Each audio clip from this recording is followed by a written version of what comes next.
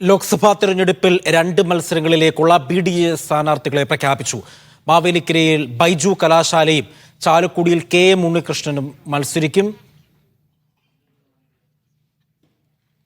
വിവരങ്ങൾ നൽകുവാനായി ജോസി ബാബു ഉണ്ട്. ജോസി, 4 സീറ്റാണ് BDJSന് നൽകിയിരിക്കുന്നത്. അതിൽ 2 സീറ്റുകളെ പ്രഖ്യാപനം മാത്രമാണ് നടന്നിട്ടുള്ളത്. മറ്റിടത്ത് എന്താണ് ഈ സ്ഥാനാർത്ഥി പ്രഖ്യാപനത്തിലെ ഈ അനിശ്ചിതത്വം ഏതെങ്കിലും തരത്തിലുണ്ടോ? അത് വൈകാനുള്ള കാരണം എന്താണ്?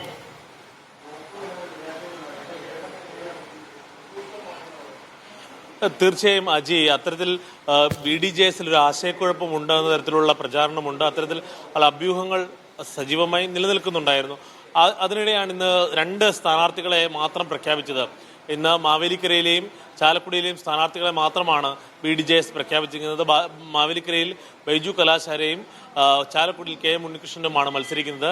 അതേസമയം ഇടുക്കി, കോട്ടയം സീറ്റുകളിലെ സ്ഥാനാർത്ഥികളെ പ്രഖ്യാപിക്കുന്നത് സംബന്ധിച്ച് യാതൊരു ആശയക്കുഴപ്പവുമില്ല എന്നാണ് BDJS നേതൃത്വം പറയുന്നത്. പ്രധാനമായും BDJSന്റെ സംസ്ഥാന അധ്യക്ഷനായ തുഷാർ വെള്ളാപ്പള്ളി കോട്ടയത്ത് മത്സരിക്കുമെന്നതാണ് നേരത്തെ തന്നെ നിലനിന്നിരുന്നൊരു പ്രചാരണം, അല്ലെങ്കിൽ അത്തരത്തിലുള്ള സൂചനകളായിരുന്നു പുറത്തു വന്നിരുന്നത്. പക്ഷേ താനടക്കമുള്ള പല പേരുകളും കോട്ടയത്ത് ചർച്ചയായിട്ടുണ്ട്. അതോടൊപ്പം ഇടുക്കിയിലും മറ്റു പല പേരുകൾ ചർച്ചയായിട്ടുണ്ട്. അന്തിമ തീരുമാനം 2 ദിവസത്തിനുള്ളിൽ ഉണ്ടാകുമെന്നാണ് തുഷാർ വെള്ളാപ്പള്ളി പറഞ്ഞത്. പ്രധാനമായും കോട്ടയത്ത് PC ജോർജിന്റെ ഒരു എതിർപ്പ്, BJPയിൽ PC ജോർജ് ചേർന്നതിന് പിന്നെ പത്തനംതിട്ടയിൽ സ്ഥാനാർത്ഥിത്വം ലഭിക്കാത്തതിനെ തുടർന്ന് PC ജോർജ് വളരെ കടുത്ത എതിർപ്പ് പ്രകടമാക്കിയിരുന്നു. അതിന് പിന്നാലെ ഈ തുഷാറിനെ വളരെ ഇകഴ്ത്തി കാണിക്കുന്ന ചില പരാമർശങ്ങളും PC ജോർജിന്റെ ഭാഗത്തു നിന്നുണ്ടായിരുന്നു. തുഷാർ ഒരു സ്മോൾ ബോയ് ആണ് എന്ന തരത്തിലുള്ളവരെ പ്രചാരണം PC ജോർജിന്റെ ഭാഗത്തു നിന്നുണ്ടായി.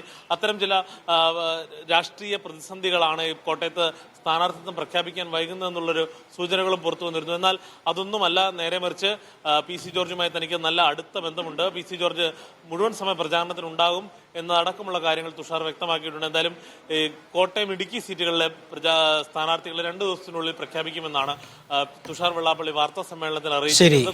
കൂടാതെ വെള്ളാപ്പള്ളി നടേശന് തുഷാർ മത്സരിക്കുന്നതിന് ചില എതിർപ്പുകളുണ്ട് എന്ന തരത്തിലുള്ള സൂചനകളും പുറത്തു വന്നിരുന്നു. അതൊക്കെയും പൂർണ്ണമായും തുഷാർ വെള്ളാപ്പള്ളി നിഷേധിക്കുകയാണ് ഉണ്ടായത്. എന്തായാലും 4 മണ്ഡലങ്ങളിലെ സ്ഥാനാർത്ഥികളിൽ 2 മണ്ഡലങ്ങളിലെ സ്ഥാനാർത്ഥികളെ മാത്രമാണ് BDJS ഇന്ന് പ്രഖ്യാപിച്ചത്.